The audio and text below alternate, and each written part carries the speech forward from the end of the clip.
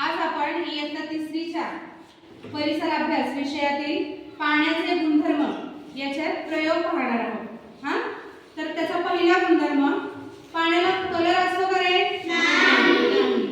आपण हे कसं सिद्ध करणार? हे पहा, माझ्याकडे काही कलर मी घेतलेले आहेत। हां, तर याच्यामध्ये मी पहिल्यांदा हा कलर टाकते।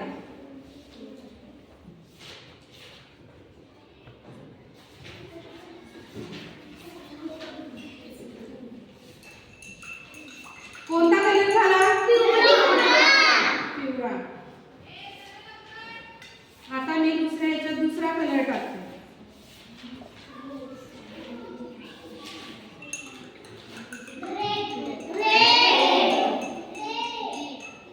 ऑरेंज।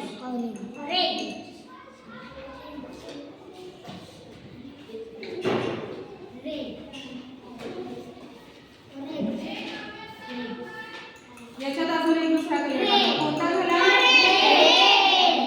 मी ज्या रंगाचा कलर पाण्यात मिक्स केला त्या रंगाचं पाणी झालं। याचाच अर्थ काय? याच्यावरून आपल्याला असं समजतं की पाण्याला स्वतःचा कलर, रंग नसतो। पाण्याला स्वतःचा कलर असतो का? नसतो। पाण्याला स्वतःचा कलर होता का? नसतो। जो कलर मिक्स केला आपण त्या कलरचं पाणी झालं। दुसरा गुणधर्म पाहणार आहोत। हां, मी आता हे पाणी घेतले। हे पाणी मी या डिश मध्ये ओतणार आहे।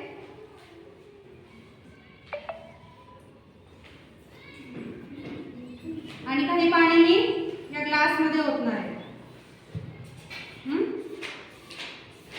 तसंच आपण पीठ घेतलेलं आहे। हे पीठ आपण डिश मध्ये ओतणार आहे।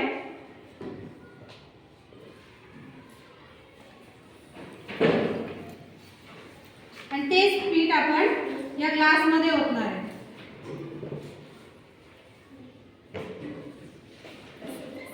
याच्यावरून आपल्याला काय कळालं? याच्यावरून आपल्याला असं कळतंय पीठ जे होतं ते जसं ठेवलं तसंच त्याचा ढीग जमा झाला। हा, डिशच्या तळाशी आणि ग्लासाच्या पण तळाशी आपण ठेवलं तसंच तो ढीग तयार झाला। पसरला का? नाही।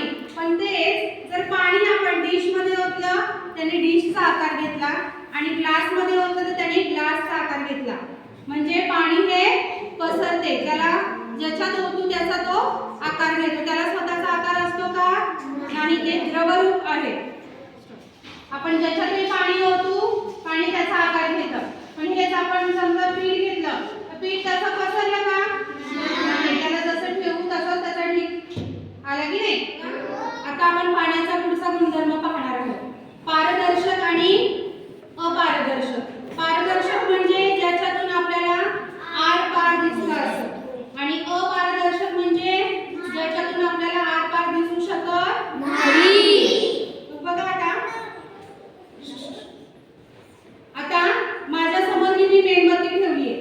हा, आणि हे जर मी पुस्तक ठेवले तुमच्या समोर दाखवते, मेणबत्ती तुम्हाला पुस्तकाच्या मागणं दिसू शकते का? नाही। म्हणजेच काय झालं? पुस्तक हे अपारदर्शक। आणि हेच जर मी हा पाण्याचा ग्लास किंवा साधा प्लेन ग्लास, हा रिकामा ग्लास इथे ठेवतीये किंवा आपण आरसा ठेवू शकतो, याच्यातून तुम्हाला दिसतीये का पाण्याची मेणबत्तीची ज्योत? म्हणजे ग्लास किंवा काच हे काय आहे? पारदर्शक की अपारदर्शक? पारदर्शक। त्यातून तुम्हाला आरपार ज्योत दिसत आहे।